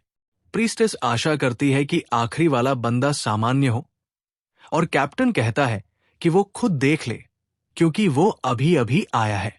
कत्ल कमरे में प्रवेश करता है और पहले से मौजूद टीम मेंबर्स उसकी उपस्थिति से स्तब्ध हो जाते हैं। कत्ल हंसते हुए स्वर में पूछता है कि क्या यही उसकी टीम है। टीम मेंबर्स हैरान होकर प्रतिक्रिया देते हैं। एलिएंड्रो उसके विशाल शरीर को देखकर चौंकता है। प्रीस्टेस सोचती है कि क्या ये इंसान है और कसा उसमें से आ रही तीव्र ऊर्जा को महसूस करता है। कत्ल हेलो बोलता है। गार्ड कैप्टन उन्हें कहता है कि वे अपना परिचय कर ले जब तक वो बाहर जाता है। कत्ल अपना परिचय देता है और कहता है कि वो कत्ल है, एक बारबेरियन। फिर वो थीफ से उसका नाम पूछता है, जो हिचकिचाते हुए अपना नाम कसा बताता है। फिर वो होली नाइट की तरफ बढ़ता है, जो अपना नाम एलिएंड्रो टाइनस बताता है। कत्ल उससे पूछता है कि क्या वो होली पावर का प्रयोग करता है। एलिएंड्रो थोड़ा नर्वस होकर समझाता है कि वो एक थोड़ा विशेष प्रकार का होली नाइट है और वह इसका उपयोग नहीं कर सकता। प्रीस्टेस अपना परिचय देती है और कहती है कि वह कूशिया के गॉड की प्रीस्टेस है, जो झूठ और धोखे का देवता है। कत्ल उससे पूछता है कि जब वो प्रीस्टेस है तो उसकी पहचान की पुष्टि क्यों नहीं हुई। वो समझाती है कि जिसे वो सेवा देती है वो गॉड ज्यादा सम्मानित नहीं है। इंट्रोडक्शंस पूरे होने के बाद गार्ड कैप्टन घोषणा करता है कि यदि सब तैयार है तो निकलते हैं। खामोशी और तनाव के साथ टीम आगे बढ़ती है। साथ आया हुआ गार्ड घोषणा करता है कि वे डंजन के पास पहुंच गए हैं। गार्ड उन्हें डंजन एंट्रेंस की ओर इशारा करता है। वो समझाता है कि ये एक 3 मंजिला डंजन है और अंदर जो मॉन्स्टर्स हैं वो अनडेड है। उद्देश्य ये है कि डंजन को साफ करो और एक क्रेस्ट ढूंढो। कत्ल कसर से कहता है कि पहले योजना समझाओ। कसर शुरू करता है और जब वो कत्ल को कहकर संबोधित करता है तो कत्ल हंसते हुए कहता है कि औपचारिकताएं छोड़ो, हम सब कॉमरेड्स हैं। कसर भूमिकाएं बांटता है, कहता है कि कत्ल और वॉरियर एलिएंड्रो आगे की पंक्ति संभालेंगे जबकि वो स्वयं ट्रैप्स की जांच करेगा। वो जोड़ता है कि प्रीस्टेस पीछे से डिवाइन पावर से समर्थन देगी। कत्ल योजना से सहमत होता है, जो कसम को चौंकाता है। कत्ल फिर उत्साहपूर्वक घोषणा करता है कि चलो चलते हैं। टीम अंधेरे डंजन में प्रवेश करती है जहां कत्ल नेतृत्व करता है। अंदर कसा अंधकार को नोटिस करता है और यह भी कि सामान्य ट्रैप्स या कीज नहीं है, जो उसे संदिग्ध लगता है। अचानक कसर टीम को रोकता है और कहता है कि मॉन्स्टर है। कत्ल कुछ नहीं देखता, लेकिन वो जमीन पर बिखरे हुए बोन फ्रैगमेंट्स की ओर इशारा करता है और समझाता है कि ये स्केल्टन्स हैं, जो उनके पास जाते ही उठकर हमला करेंगे। कसर सोचता है कि गार्ड कैप्टन पहले से जानता था इसके बारे में और ये डंजन सिर्फ परीक्षा नहीं, बल्कि उनके जैसे लोगों से छुटकारा पाने का एक तरीका है। कत्ल स्केल्टन्स शब्द के बारे में सोचता है। एलिएंड्रो समझाता है कि स्केल्टन्स वे मॉन्स्टर होते हैं जो घायल होने के बाद भी चलते रहते हैं, चाहे उनके अंग कट जाए। वो जोड़ता है कि इनकी रक्षा क्षमता अधिक होती है क्योंकि ये हड्डी से बने होते हैं, इसलिए डंजन का डिफिकल्टी लेवल अपेक्षा से अधिक है। कसब फिर से नेतृत्व लेता है और प्रीस्टेस को डिवाइन पावर तैयार रखने को कहता है। एलिएंड्रो को शील्ड तैयार रखने को कहता है और कत्ल को भी तैयार रहने को बोलता है। वो समझाता है कि उसका कार्य होगा युद्ध के दौरान मौकों का लाभ उठाना और वो सलाह देता है कि स्केल्टन्स का कमजोर बिंदु गर्दन है और उसे बार बार वार करके तोड़ना चाहिए क्योंकि वे काफी कठिन होते हैं। कत्ल सोचता है कि कसर एक अच्छा लीडर है। जैसे ही टीम आगे बढ़ती है, एक स्केल्टन जमीन से उठता है। टीम युद्ध के लिए तैयार होती है, लेकिन कत्ल बस हाथ उठाता है। एक साधारण वार से वो स्केल्टन का स्कल तोड़ देता है। फिर वो अपने हाथ से मैजिक डस्ट उड़ा देता है। बाकी टीम बिल्कुल हैरान होती है। कत्ल कसर से कहता है कि तुम ठीक कह रहे थे। स्केल्टन का सिर तोड़ने के बाद वो नहीं चलता। कसा नर्वस होकर कहता है कि वो ये कहना नहीं चाहता था। स्केल्टन्स की हड्डियों को एक ही वार में तोड़ देना लगभग असंभव होता है, यहां तक कि कुशल स्वॉर्ड्समैन के लिए भी, जब तक उनके पास ऑरा न हो। इसका मतलब कत्ल की ताकत समझ से बाहर है। कसा सोचता है कि डंजन में मैजिक से सशक्त स्केल्टन्स को हराने का एक ही तरीका है, बार बार उनकी गर्दन पर हमला करके नेकबोन तोड़ना, जैसे एक पेड़ को गिराया जाता है। लेकिन कत्ल ने जो किया, स्केल्टन का सिर चूर्ण कर दिया एक ही वार में, वो तर्क से परे है। वो मानता है कि उसे पहले से लग रहा था कि कत्ल शक्तिशाली है, लेकिन इतना ज्यादा ये उसने कभी नहीं सोचा था। टीम के सभी लोग कत्ल को स्तब्ध होकर देखते हैं और एलियांड्रो सोचता है कि क्या ये वास्तव में ह्यूमन है। कत्ल बस कहता है कि चलो आगे बढ़ते हैं।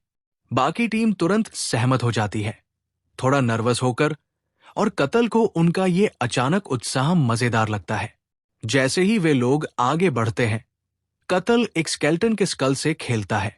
अचानक स्केल्टन्स का एक बड़ा समूह उनके सामने आता है और सब लोग कठिन युद्ध के लिए तैयार होते हैं। लेकिन कत्ल उन्हें रोकता है और एक फेवर मांगता है। वो कहता है कि वह इन स्केल्टन्स को अकेले संभालना चाहता है, क्योंकि उसे कुछ चीजें आजमानी हैं। टीम मेंबर्स तुरंत सहमत हो जाते हैं उसकी शक्ति देखकर। कत्ल उनका शुक्रिया अदा करता है। एलियांड्रो सोचता है कि वो क्या करने वाला है। कत्ल स्केल्टन्स के पास जाता है, उनकी संरचना में रुचि लेता है। एक स्केल्टन हमला करता है और कत्ल उसकी चाल और बनावट का विश्लेषण करता है। फिर वो एक स्केल्टन को ट्रेनिंग पार्टनर की तरह संबोधित करता है और पूछता है कि अब क्या करेगा। स्केल्टन उस पर स्वॉर्ड से हमला करता है और कत्ल आसानी से बच जाता है। फिर वो स्केल्टन का हाथ पकड़ता है और मुस्कुराते हुए पूछता है, अब क्या करेगा। उसके बाद वह स्केल्टन का आर्म अपने हाथों से तोड़ देता है और स्केल्टन आश्चर्यचकित हो जाता है, अपमानित महसूस करता है। कत्ल कुशलता से स्केल्टन का गिरा हुआ स्वॉर्ड दूसरे हाथ से पकड़ता है। कत्ल स्थिति का मजाक बनाता है। स्केल्टन की हैंड स्विचिंग एबिलिटी का मजाक उड़ाता है। जब स्केल्टन फिर हमला करता है, कत्ल उसका हाथ दोबारा पकड़ लेता है। वो ब्लेड तोड़ देता है और स्केल्टन का आर्म अलग कर देता है। स्केल्टन हमला करता रहता है, लेकिन कत्ल आसानी से बचता है। वो स्केल्टन के सीधे वार को अपने हाथों से रोकता है, मुस्कुराता है और स्केल्टन की बुद्धिमत्ता की तारीफ करता है। टीम का एक सदस्य अविश्वास में कराहता है।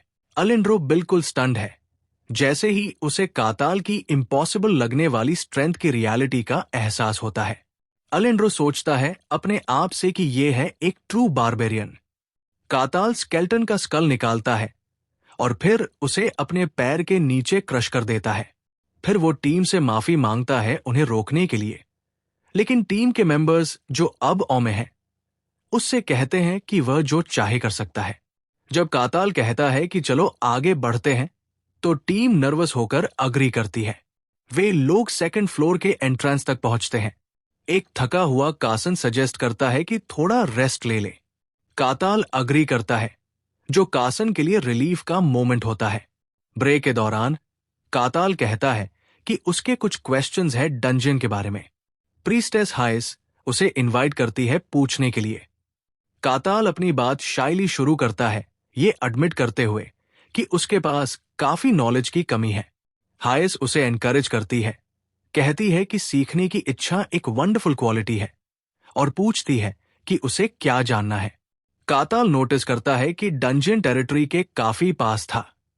वो पूछता है क्या डंजियंस और मॉन्स्टर्स का लोगों के रहने के पास होना प्रॉब्लम नहीं है। हाइस एक्सप्लेन करती है कि डंजन मॉन्स्टर्स यूजुअली बाहर नहीं आते और कुछ एक्सेप्शंस होते हैं जो पहले ही डील कर लिए जाते हैं। कासन ऐड करता है कि डंजियंस नेचुरली अपीयर करते हैं, कभी केव्स के फॉर्म में, कभी टावर्स के फॉर्म में। वो बताता है कि मोस्टली ये बड़े पॉपुलेशन सेंटर्स के पास ही अपीयर होते हैं। वो ये भी बताता है कि जब एक डंजन अपीयर करता है, टेरिटरी उसका डेंजर लेवल असेस करती है और फिर उन जैसे लोगों को भेजा जाता है उसे क्लियर करने के लिए। काताल पूछता है क्या ये डंजियंस टेरिटरी के अंदर भी अपीयर होते हैं? तो प्रीस्टेस क्लैरिफाई करती है कि ये पॉपुलेटेड एरियाज से थोड़ा डिस्टेंस पर ही अपीयर होते हैं। काताल फिर पूछता है, क्या डंजन क्लियर करने पर रिवॉर्ड मिलता है? हाइस कंफर्म करती है, एक्सप्लेन करती है कि यूजुअली टॉप फ्लोर पर एक बॉस होता है और उसे हराने पर काफी रिवॉर्ड्स मिलते हैं और इस लेवल के डंजन के रिवॉर्ड्स काफी अच्छे होते हैं। काताल स्माइल करता है और सोचता है कि ये तो गेम जैसा है, और जब हाइस उससे पूछती है तो वो कहता है कि वह तो अपने आप से बात कर रहा था। फिर वो एक आखिरी क्वेश्चन पूछता है, ये डंजन्स बनाता कौन है? टीम उसकी बात से थोड़ा टेकन अबैक हो जाती है और हाइस जवाब देती है कि ये नेचुरली अपीयर करते हैं, कोई नहीं बनाता इन्हें। काताल को ये अजीब लगता है। वो पॉइंट आउट करता है कि ये पॉपुलेशन सेंटर्स के पास अपीयर करते हैं, जैसे कि ये स्पेशली एक्सप्लोरेशन के लिए बनाए गए हों।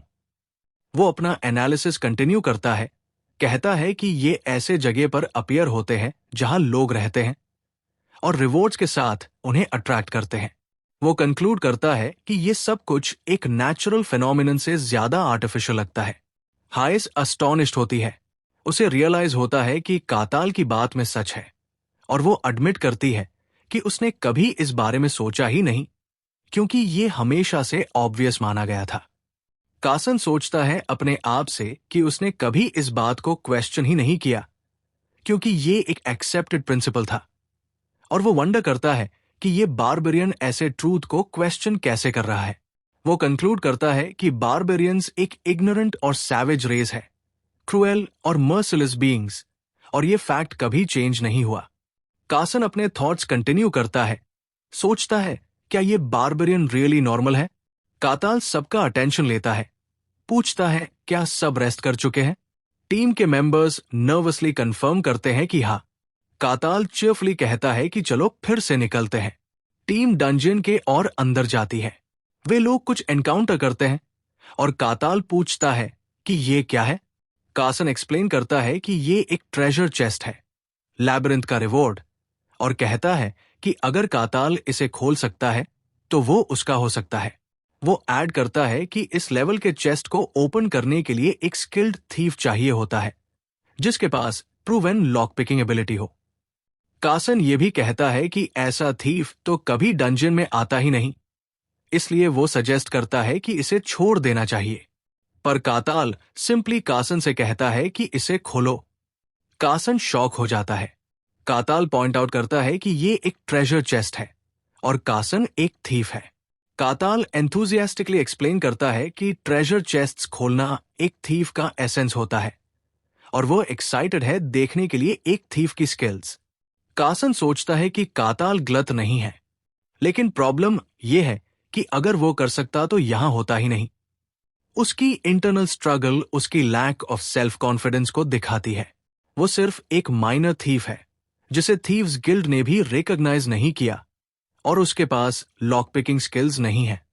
वो काताल को सच नहीं बता सकता, डर के मारे कि उसकी आंखों का एक्साइटमेंट डिसपॉइंटमेंट में बदल जाएगा।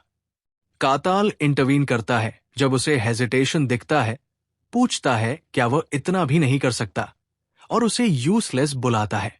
डर के मारे कासन अग्री करता है ट्राई करने के लिए। जब वो काम करता है, उसे काताल की पियर्सिंग गेज फील होती है अपने पीछे। वो टेरर में सोचता है कि अगर फेल हुआ तो जिंदा नहीं बचेगा।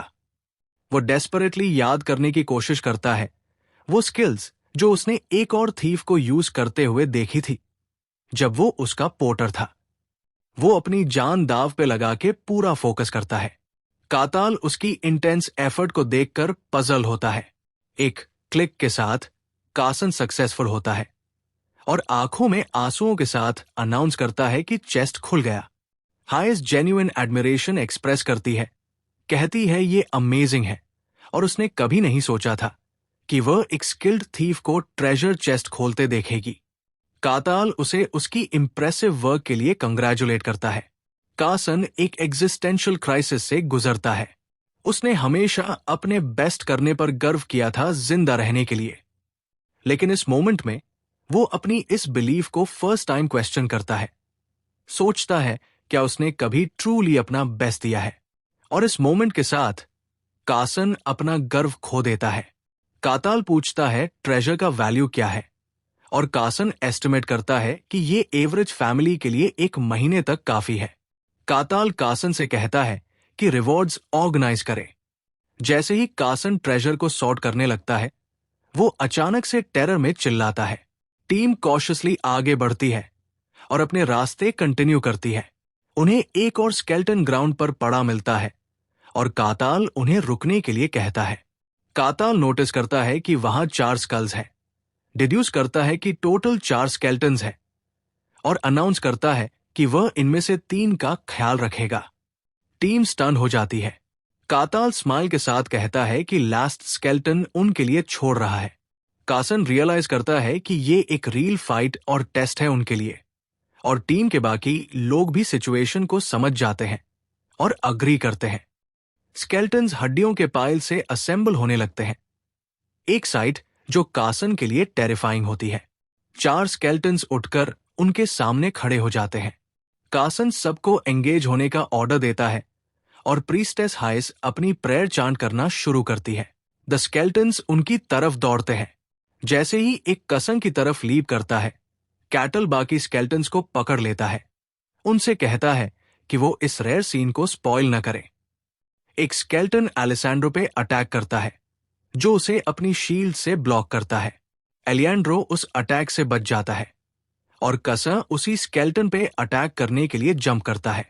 वो shadow of illusion spell cast करता है, जो स्केल्टन पे लगती है और उसे स्टैगर कर देती है। कैटल देखता है और हंसता है, कमेंट करता है कि textbook example of organised party combat देखना रेयर होता है। वो अपने हाथ में पकड़े 3 स्केल्टन्स को एलिमिनेट कर देता है और कहता है कि अब वो शो एंजॉय कर सकता है। कसा उस स्केल्टन को अटैक करने की कोशिश करता रहता है। टीम मेंबर्स को रियलाइज होता है कि कैटल उनका टेस्ट ले रहा है, जो लास्ट स्केल्टन टीम के लिए बचा है। वो कंफ्यूज लगता है जब उसके साथ ही गायब हो जाते हैं। कसा अपने आप से सोचता है कि अगर उन्होंने वीकनेस दिखाई तो वो मर जाएंगे। जब बैटल एंड होता है तो टीम एक्सट्रीमली एग्जॉस्टेड लगती है। कैटल सोचता है कि जो लोग स्नोफील्ड तक आए हैं वो सब स्ट्रांग हैं। टीम एडवांस करती है और ओल्डो 3rd फ्लोर के मॉन्स्टर्स भी स्केल्टन्स ही थे। कैटल की लीडरशिप की वजह से वो इजीली प्रोग्रेस करते हैं, जब तक कि वो अपने डेस्टिनेशन तक नहीं पहुंच जाते। वो लोग डंजन के सबसे डीपेस्ट रूम तक पहुंचते हैं। वहां उन्हें डंजन बॉस मिलता है, एक स्केल्टल नाइट जो एक थ्रोन पे बैठा होता है। ही शॉक हो जाता है, सोचता है कि ऐसा बीइंग यहां क्यों है। कैटल पूछता है क्या ये मॉन्स्टर दूसरों से अलग है, और हेज कंफर्म करती है कि ये बहुत स्ट्रांग है।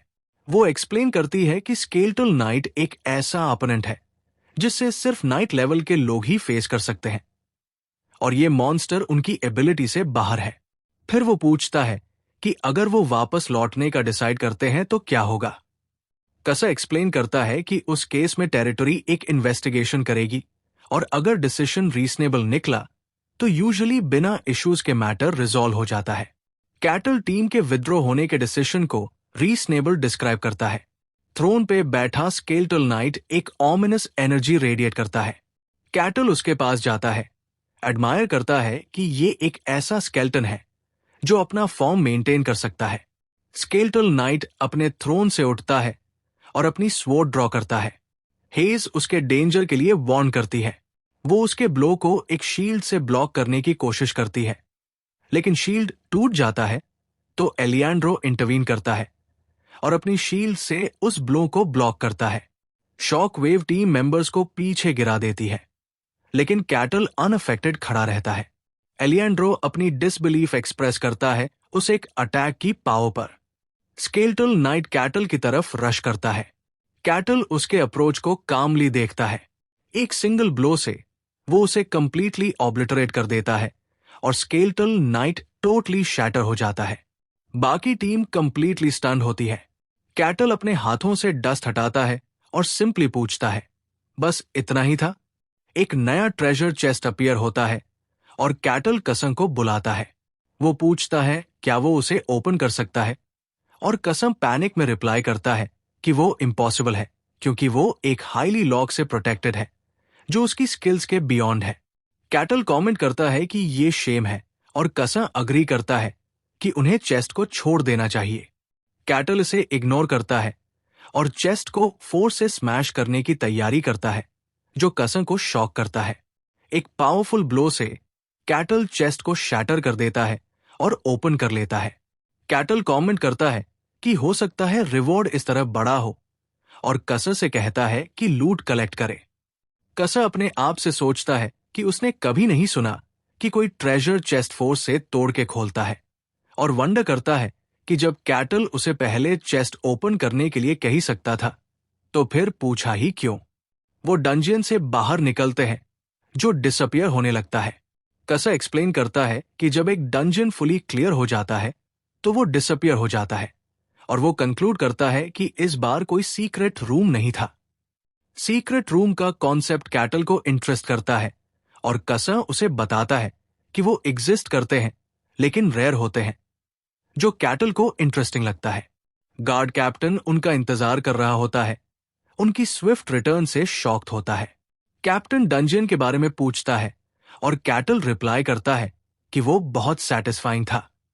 कैप्टन कहता है कि वो एग्जिट प्रोसीजर्स फॉलो करेगा और उनसे रिक्वेस्ट करता है कि वो एक एक करके उसके साथ चले। प्रीस्टेस सबसे पहले क्वेश्चन होती है और वो रिपोर्ट करती है कि कोई मेजर प्रॉब्लम नहीं हुई। गार्ड कैप्टन उससे पूछता है क्या उसे लगता है कि बारबेरियन टेरिटरी में रह सकता है। गार्ड कैप्टन अपने डिसीजन को लेकर हेजिटेंट फील करता है, नोट करता है कि उसकी एम्बिग्यूटी सिर्फ तब दिखाई देती है जब बात बारबेरियन के बारे में होती है, और कंक्लूड करता है कि डंजियन क्लियर करना सिर्फ एक जरिया था, रियल गोल्ड डेंजरस इंडिविजुअल्स को एक्सपोज करना था। कसम के क्वेश्चनिंग के दौरान वो मेंशन करता है कि कैटल ऐसा नहीं लगता जो ट्रबल क्रिएट करे। अलेसैंड्रो रिपोर्ट करता है कि बारबेरियन ब्रूटली स्ट्रांग है लेकिन उसने किसी को हार्म नहीं किया। कंक्लूड करता है कि वो ऑर्डिनरी बारबेरियन से कंप्लीटली अलग है। जब कैटल से पूछा जाता है तो वो अपने टीम मेंबर्स की तारीफ करता है। कसम के एक्सीलेंट ट्रैप डिसार्मिंग और चेस्ट ओपन करने की कोशिश के लिए, एलिएंड्रो के वॉरियर के रूप में फ्रंट लाइन होल्ड करने के लिए, और हेज के प्रेस के लिए जो उन्हें बैटल में सपोर्ट करते हैं। कैप्टन को ये म्यूचुअल प्रेस अनयूजुअल लगता है, क्योंकि जब स्ट्रेंजर्स को मजबूरी में एक साथ काम करना पड़ता है तो यूजुअली ऐसी तारीफ नहीं होती। कैप्टन अपना डिसीजन लेता है और उन्हें टेरिटरी में एंटर करने की परमिशन दे देता है, लेकिन वार्न करता है कि अगर उन्होंने कोई ट्रबल क्रिएट किया तो उन्हें एक्सपेल कर दिया जाएगा। फिर वो उन्हें डंजियन क्लियर करने का रिवॉर्ड देता है और कहता है कि वो उसे अपने बीच डिवाइड कर ले, जो कसम को इंप्रेस करता है, जो नोट करता है कि कभी कभी गार्ड्स रिवॉर्ड को खुद के लिए भी रख लेते हैं। कैटल चीयरफुली अनाउंस करता है कि रिवॉर्ड फेयरली डिवाइड होना चाहिए। बाकी मेंबर्स कंफ्यूज्ड होते हैं और अपने शेयर को रिफ्यूज करते हैं, कहते हैं कि उन्हें कोई जरूरत नहीं, लेकिन कैटल इंसिस्ट करता है कि उन्होंने डंजियन एक टीम के रूप में क्लियर किया है तो रिवॉर्ड फेयरली शेयर होना चाहिए और वो कोई ऑब्जेक्शन एक्सेप्ट नहीं करेगा। फिर वो एंथुजियास्टिकली सजेस्ट करता है कि वो पास के टैवर्न में ड्रिंक करके सेलिब्रेट करें। टीम नर्वसली अग्री करती है, लेकिन वो असल में डर रहे होते हैं और विश करते हैं कि बस सेफली घर लौट जाए। जब टीम टेरिटरी में एंटर करती है, कैप्टन सोचता है उस रिपोर्ट के बारे में जो वो फाइल करेगा, फोकस करते हुए इस बात पर कि एक बारबेरियन ने एक स्केलेटल नाइट को एक सिंगल ब्लो में एलिमिनेट कर दिया। वो कंक्लूड करता है कि कैटल कोई ऑर्डिनरी बारबेरियन नहीं है, बल्कि ब्रूटली स्ट्रांग है, कम से कम नाइट लेवल का, और वो एक अनॉमलस और लेजेंडरी बीइंग है। कैप्टन अपने एक सबऑर्डिनेट को गेट गार्ड करने के लिए ऑर्डर देता है, जब तक वो लॉर्ड को रिपोर्ट करने जाता है। नेक्स्ट पार्ट चाहिए तो कमेंट करो।